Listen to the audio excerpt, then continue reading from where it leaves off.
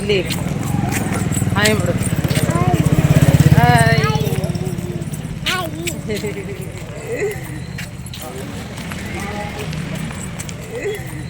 Hi friends, welcome back to my channel. ಎಲ್ಲ ಹೇಗಿದ್ದೀರಾ? ಚೆನ್ನಾಗಿದ್ದೀರಾ ಅಂತ ಭಾವಿಸ್ತಾ ಇದ್ದೀನಿ. ನಾವು ತುಂಬ ದಿವಸದಿಂದ ಮಂತ್ರಾಲಯಕ್ಕೆ ಹೋಗಬೇಕು ಅಂತ ಹೇಳ್ಬಿಟ್ಟು ನಾವು ಹೋಗೋಕ್ಕಾಗಿರಲಿಲ್ಲ. ಸಡನ್ನಾಗಿ ರಾಯರ ಆಶೀರ್ವಾದದಿಂದ ನಾವು ಮಂತ್ರಾಲಯಕ್ಕೆ ಅಂತ ಹೊರಟಿದ್ದೀವಿ. ಫಸ್ಟು ಮನೆ ದೇವರಿಗೆ ಪೂಜೆನ ಮಾಡಿ, ಮನೆ ದೇವರಿಗೆ ಒಂದು ಕಾಣಿಕೆನ ನಮ್ದು ಏನೇ ಒಂದು ತಪ್ಪಿದ್ರು ಅದನ್ನು ಕ್ಷಮಿಸಿ ಅಂತ ಹೇಳ್ಬಿಟ್ಟು ಒಂದು ಕಾಣಿಕೆ ಕಟ್ಟಿ ನಾವು ರಾಯರಿಗೆ ದರ್ಶನ ಮಾಡೋಣ ಅಂತ ಹೇಳ್ಬಿಟ್ಟು ಹೊರಟಿದ್ದೀವಿ. ನೀವೇ ನೋಡ್ತಾ ಇರ್ಬೋದು, ಮನೆ ದೇವರಿಗೆ ನನ್ನದೊಂದು ಚಿಕ್ಕ ವಿಗ್ರಹ ಇತ್ತು, ಫೋಟೋ ಅಂದರೆ ರಾಯರ ಫೋಟೋ ಇತ್ತು. ಅದಕ್ಕೆಲ್ಲ ಪೂಜೆ ಮಾಡಿ ನಮ್ಮ ಮೈಸೂರು ರೈಲ್ವೆ ಸ್ಟೇಷನ್ಗೆ ಅದನ್ನೆಲ್ಲ ಮುಗಿಸ್ಕೊಂಡು ಮಂತ್ರಾಲಯಕ್ಕೆ ಹೊರಟಿದ್ದೀವಿ.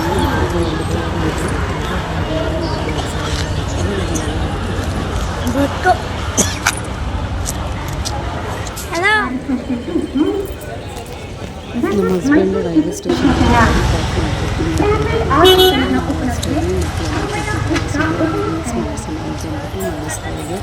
ಅವಳು ಹೇಳ್ಕೊಟ್ಟಂಗೆ ಏನು ಮಾಡ್ತಾಯಿಲ್ಲ, ತುಂಬ ಚೇಷ್ಟೆ ಮಾಡ್ತಾಯಿದ್ಲು. ಆದರೆ ಮಗ ಮಾತ್ರ ಹೇಳ್ಕೊಟ್ಟಂಗೆ ಒಂದಷ್ಟು ರೀಲ್ಸ್ಗಳನ್ನ ಮಾಡ್ತಾಯಿದ್ದ. ತುಂಬ ಇನ್ಸ್ಟಾಗ್ರಾಮಲ್ಲಿ ಟ್ರೆಂಡಿಂಗ್ ಆಗ್ತಾಯಿತ್ತಲ್ಲ, ರಾಯರ ಮಠದಲ್ಲಿ ಹೋಗಿ ರಾಯರಿಗೆ ಒಂದು ಕೈ ಮುಗಿಯುವಂಥ ಒಂದು ರೀಲ್ಸ್ ಇತ್ತಲ್ಲ, ಅದನ್ನು ಮಗನಿಗೆ ಹೇಳ್ಕೊಡ್ತಾಯಿದ್ದೆ. ಅಷ್ಟರಲ್ಲಿ ಮಗಳು ಕೂಡ ಅದನ್ನೇ ನೋಡಿಕೊಂಡು ಕ್ಯಾಚ್ ಮಾಡ್ತಾಯಿದ್ಲು.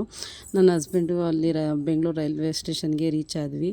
ಆಗ ಫ್ಯಾಮಿಲಿ ಪಿಕ್ ಒಂದು ತೆಕ್ಕೊಳ್ಳೋಣ ಅಂತ ಹೇಳ್ಬಿಟ್ಟು ಹಾಗೆ ಸುಮ್ಮನೆ ಒಂದು ತೆಕ್ಕೊಂಡ್ವಿ. ಈಗ ಬೆಂಗಳೂರಿಗೆ ನಾವು ರೀಚ್ ಆಗಿರೋದ್ರಿಂದ ಈಗ ಬೆಂಗಳೂರಿಂದ ನಾವು ಮಂತ್ರಾಲಯಕ್ಕೆ ಹೋಗ್ತಾ ಇರೋದ್ರಿಂದ ಡೈರೆಕ್ಟ್ ಟಿಕೆಟ್ ತೊಗೊತಾ ಇದ್ವಿ. ಬೆಂಗಳೂರು ಟು ಮಂತ್ರಾಲಯ. ನನ್ನ ಹಸ್ಬೆಂಡ್ ಟಿಕೆಟ್ ತೊಗೊಳ್ತೀನಿ ಅಂತ ಹೇಳ್ಬಿಟ್ಟು ಟಿಕೆಟ್ ಎಲ್ಲ ತೊಗೊಳಕ್ಕೆ ಅಂತ ಹೋಗಿದ್ದಾರೆ. ಫೈನಲಿ ಮಂತ್ರಾಲಯಕ್ಕೆ ಟಿಕೆಟ್ ತೊಗೊಂಡಾಯಿತು. ನೋಡ್ತಾ ಇರ್ಬೋದು, ನನ್ನ ಹಸ್ಬೆಂಡ್ ಎಲ್ಲ ತೋರಿಸ್ತಾ ಇದ್ದಾರೆ ಟಿಕೆಟ್ ತೊಗೊಂಡಿದ್ದೀನಿ ಅಂತ ಹೇಳ್ಬಿಟ್ಟು. ಏಕೆಂದರೆ ನಮ್ಗೆ ತುಂಬ ದಿವಸದಿಂದ ತುಂಬ ಆಸೆ ಇತ್ತು ಮಂತ್ರಾಲಯಕ್ಕೆ ಹೋಗಬೇಕು ಅಂತ ಹೇಳ್ಬಿಟ್ಟು.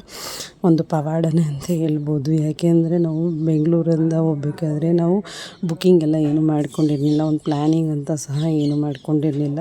ನಾವು ಸುಮ್ಮನೆ ಹೋಗಿ ಬರೋಣ ಅಂತ ಅಷ್ಟೇ ಪ್ಲ್ಯಾನ್ ಮಾಡಿಕೊಂಡು ಸಡನ್ನಾಗಿ ಹೊರಟಿದ್ದು ಗುರುವಾರದ ದಿನ ನೈಟು ಅಂತ ಹೇಳ್ಬಿಟ್ಟು.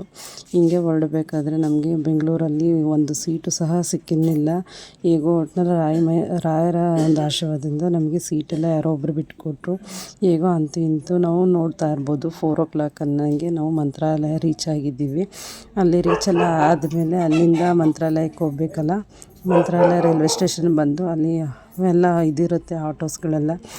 ಅಲ್ಲಿ ನಾವು ಕೇಳ್ತಾ ಇದ್ವಿ ಎಲ್ಲರೂ ಹೇಗೆ ಹೋಗ್ತಾರೆ ಏನು ಅಂತ ಅಂದ್ಬಿಟ್ಟು ಸ್ವಲ್ಪ ವಿಚಾರಿಸ್ಬಿಟ್ಟು ಅಲ್ಲೇ ಸಡನ್ನಾಗಿ ನಾವು ಮಂತ್ರಾಲಯಕ್ಕೆ ಹೋಗಬೇಕು ಅಂತ ಡಿಸೈಡ್ ಮಾಡಿಕೊಂಡು ಗುರುವಾರ ಬೆಳಿಗ್ಗೆ ಅಂತ ಅಂದ್ಕೊಂಡ್ವಿ. ಅಷ್ಟೊತ್ತಿಗೆ ಸಂಜೆ ಎಲ್ಲ ಹೊರಟ್ವಿ. ಎಷ್ಟೋ ಸಾರಿ ನಾವು ಮಂತ್ರಾಲಯಕ್ಕೆ ಹೋಗ್ಬೇಕಂತ ಇಷ್ಟೆಲ್ಲ ಪ್ರಯತ್ನ ಮಾಡಿದ್ರು, ಪ್ಲ್ಯಾನ್ ಮಾಡಿಕೊಂಡ್ರು ಹೋಗೋಕ್ಕಾಗಲಿಲ್ಲ.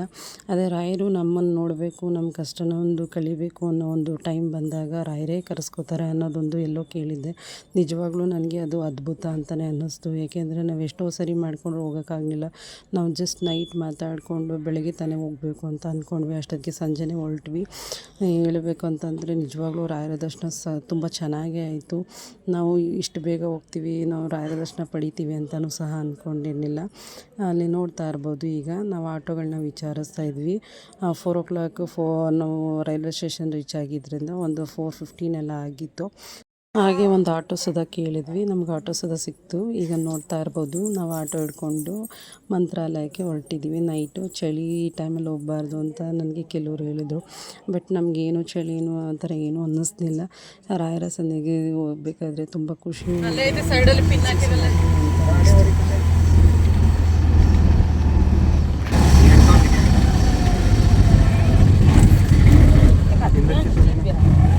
ನಾವಂತೂ ಕೊನೆಗೂ ಮಂತ್ರಾಲಯ ರೀಚ್ ಆದ್ವಿ. ನೋಡ್ತಾ ಇರ್ಬೋದು, ರಾಯರ ಸನ್ನಿಧಿಗೆ ನಾವು ಬಂದಿದ್ದೀವಿ. ನನಗಂತೂ ಹೇಳೋಕ್ಕಾಗದಿರೋ ಅಷ್ಟು ಖುಷಿ, ಸಂತೋಷ ಎಲ್ಲ ಇದೆ. ನಿಜವಾಗ್ಲೂ ಹೇಳ್ತೀನಿ, ರಾಯರ ಸನ್ನಿಧಿಗೆ ಬಂದ ಮೇಲಂತೂ ಮನಸ್ಸಿಗೆ ಏನೋ ಒಂಥರ ಖುಷಿ, ನೆಮ್ಮದಿ, ಹೇಳೋಕ್ಕಾಗದಿರೋ ಅಷ್ಟು ಸಂತೋಷ. ಏಕೆಂದರೆ ಆ ಜಾಗನೇ ಹಾಗೆ ಅಂತ ಅನಿಸುತ್ತೆ. ಅದು ಅನುಭವ ಮಾಡಿದಾಗಲೇ ಕೂಡ ಆಗೋದು. ನಮಗೇನೋ ಒಂಥರ ನೆಮ್ಮದಿ ಅಂತ ಅನ್ನಿಸ್ತು. ನೋಡ್ತಾ ಇರ್ಬೋದು, ಮೇಯ್ನ್ ಆರ್ಚ್ ಕಾಣ್ತಾ ಇದೆ ರಾಯರದು. ಈಗ ಇಳಿದಿದ್ದೆ. ಈಗ ಮಾರ್ನಿಂಗ್ ಒಂದು 5 o'clock ನನಗೆ ರೀಚ್ ಆಗಿರೋದ್ರಿಂದ ಇಷ್ಟು ಬೇಗ ನಾವೆಲ್ಲ ಸ್ನಾನ ಮಾಡಿ ದೇವ್ರ ದರ್ಶನಕ್ಕೆ ಹೋಗ್ಬೇಕಲ್ಲ, ಅದಕ್ಕೆ ರೂಮ್ಗಳನ್ನೆಲ್ಲ ಹುಡುಕ್ತಾ ಇದ್ವಿ. ಎಲ್ಲ ಕೆಲವು ಕಡೆ ವಿಚಾರಿಸ್ತಾ ಇದ್ವಿ. ಅಲ್ಲೇನೋ ಆಟೋ ಸ್ಟ್ಯಾಂಡ್ ಅಂತ ಹೇಳಿದ ತಕ್ಷಣ ತುಂಬ ಜನಗಳು ಬರ್ತಾರೆ, ರೂಮ್ ಇದೆ ರೂಮ್ ಕೊಡ್ತೀವಿ ಅಂತ ಹೇಳ್ಬಿಟ್ಟು. ನಾವು ಮಾಮೂಲಿ ಡೇಸ್ ಆಗಿ ಮಾಮೂಲಿ ಜನರಲ್ ದಿನಗಳ ಇದರಲ್ಲಿ ಹೋಗಿರೋದ್ರಿಂದ ಸ್ವಲ್ಪ ರಶ್ ಎಲ್ಲ ಕಡಿಮೆ ಇತ್ತು. ಆಮೇಲೆ ನಮಗೆ ರೂಮ್ ಕೂಡ ಚೆನ್ನಾಗಿ ಸಿಕ್ತು. ನೋಡ್ತಾ ಇರ್ಬೋದು ಎಷ್ಟು ಜನ ಬಂದು ಕೇಳ್ತಾ ಇದ್ದಾರೆ ರೂಮ್ ಕೊಡಿಸ್ತೀವಿ ಅಂತ ಹೇಳ್ಬಿಟ್ಟು. ನಮಗೆ ಅಫೋರ್ಡೆಬಲ್ ಒಂದು ಇದಕ್ಕೆ ಅಮೌಂಟಿಗೆ ಅಂತ ಹೇಳ್ಬಿಟ್ಟು 1000 rupeesಗೆ ನಮಗೆ ಒಂದು ರೂಮ್ ಸಿಕ್ತು. ಚೆನ್ನಾಗಿತ್ತು. ಅಲ್ಲಿ ರೂಮೆಲ್ಲ ನೋಡಿ ಎಲ್ಲ ಆಯಿತು. ಅದೆಲ್ಲ ಆದಮೇಲೆ ರಾಯರದು ಸನ್ನಿಧಿಗೆ ಬಂದಿದ್ವಿ ನೈಟು, ಹಂಗೇ ನೋಡೋಣ ಅಂತ ಹೇಳ್ಬಿಟ್ಟು. ಆಗ ಅಲ್ಲೆಲ್ಲ ಬಂದು ಎಲ್ಲ ರಾಯರ ಸನ್ನಿಧಿಲಿ ಎಲ್ಲ ಕೂಡ ಬೆಳಗಿನ ಜಾವ ಪೂಜೆಗೆ ಅಂತ ಹೇಳ್ಬಿಟ್ಟು ನೈಟ್ ಸ್ಟೇ ಆಗಿ ಮತ್ತು ಮಾರ್ನಿಂಗ್ ಬಂದವರೆಲ್ಲ ಅಲ್ಲೇ ನೋಡ್ತಾ ಇರ್ಬೋದು. ಎಲ್ಲ ಅಲ್ಲಲ್ಲೇ ರಾಯರ ಸನ್ನಿಧಿಲಿ ಹಾಸ್ಕೊಂಡು ಮಲ್ಕೊಂಡಿದ್ದಾರೆ ಆ ಚಳಿಲಿ ಕೂಡ ಯಾವ ಥರ ಅಂತ ಹೇಳ್ಬಿಟ್ಟು.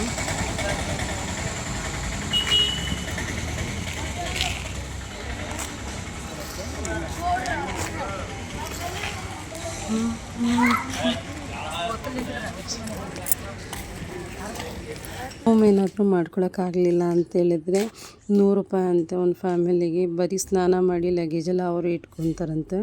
ಅದಿಟ್ಬಿಟ್ಟು ಬಿಸಿ ನೀರು ಸ್ನಾನ ಕೊಡ್ತೀವಿ, 100 ರೂಪಾಯಿ ಆಗುತ್ತೆ. ಬಂದು ಸ್ನಾನ ಮಾಡಿಕೊಂಡು ದೇವ್ರ ದರ್ಶನಕ್ಕೆ ಹೋಗಿ ಅಂತ ಹೇಳ್ಬಿಟ್ಟು ಅಲ್ಲಿ ತುಂಬ ಜನ ಲೇಡೀಸ್ಗಳೆಲ್ಲ ಇರ್ತಾರೆ, ಅವ್ರು ಬಂದು ಕರೀತಾರೆ.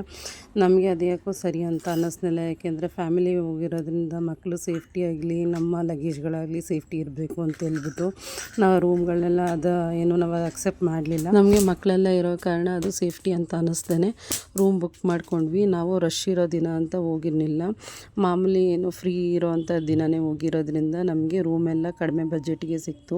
ಮಾಮೂಲಿ ಗುರುವಾರ ದಿವಸನೇ ಹೋಗಿ ರಾಯರ ದರ್ಶನ ಮಾಡಬೇಕು ಅಂದರೆ ಆ ಟೈಮ್ಗೆ, ಮತ್ತು ಸಂಡೇಸು ಸ್ಯಾಟರ್ಡೇ ಎಲ್ಲ ತುಂಬ ರಶ್ ಎಲ್ಲ ಇರುತ್ತಂತೆ. ಅಲ್ಲಿರೋ ಜನ ಹೇಳ್ತಾಯಿದ್ರು, ರೂಮ್ ಕೊಡ್ತಾರಲ್ಲ ಅವರೆಲ್ಲ. ಮಾಮೂಲಿ ಗುರುವಾರ ದಿವಸ ಸ್ಯಾಟರ್ಡೇ ಸಂಡೇ ಎಲ್ಲ ತುಂಬ ರಶ್ ಇರುತ್ತೆ, ಆ ಟೈಮಲ್ಲೆಲ್ಲ ಕಾಸ್ಟ್ಲಿ ಇರುತ್ತೆ ರೂಮ್ಗಳು, ಆವಾಗ ಈ ಬಜೆಟ್ಗೆಲ್ಲ ಸಿಕ್ಕಲ್ಲ ಅಂತ ಹೇಳ್ತಾಯಿದ್ರು. ನಾವು ಸರಿ ಅಂತ ಹೇಳ್ಬಿಟ್ಟು ಹೋಗಿದ್ದು ಒಳ್ಳೆ ಟೈಮೇ ಆಗಿತ್ತು ಅಂತ ಹೇಳ್ಬಿಟ್ಟು ನಮಗೆ ದೇವಸ್ಥಾನ ಎಲ್ಲ ನೋಡಿಕೊಂಡು ಹಾಗೆ ನಾವು ರೂಮ್ ಮಾಡಿದ್ವಲ್ಲ ರೂಮ್ಗೆ ಹೋದ್ವಿ. ರೂಮ್ ಕೂಡ ತುಂಬ ನೀಟಾಗಿ ಮೇಂಟೈನ್ ಮಾಡಿದ್ರು. ಈ ವಿಡಿಯೋ ಏನಾದರೂ ಇಷ್ಟ ಆಯಿತು ಅಂದರೆ ಪ್ಲೀಸ್ ಲೈಕ್ ಮಾಡಿ, ಶೇರ್ ಮಾಡಿ, ಹಾಗೆ ಸಬ್ಸ್ಕ್ರೈಬ್ ಮಾಡಿ, ಬೆಲ್ಲೈಕನ್ನ ಪ್ರೆಸ್ ಮಾಡಿ. ಮಂತ್ರಾಲಯದ ಪಾರ್ಟ್ 2 ವಿಡಿಯೋ ಜೊತೆ ಸಿಗ್ತೀನಿ. Thank you, bye.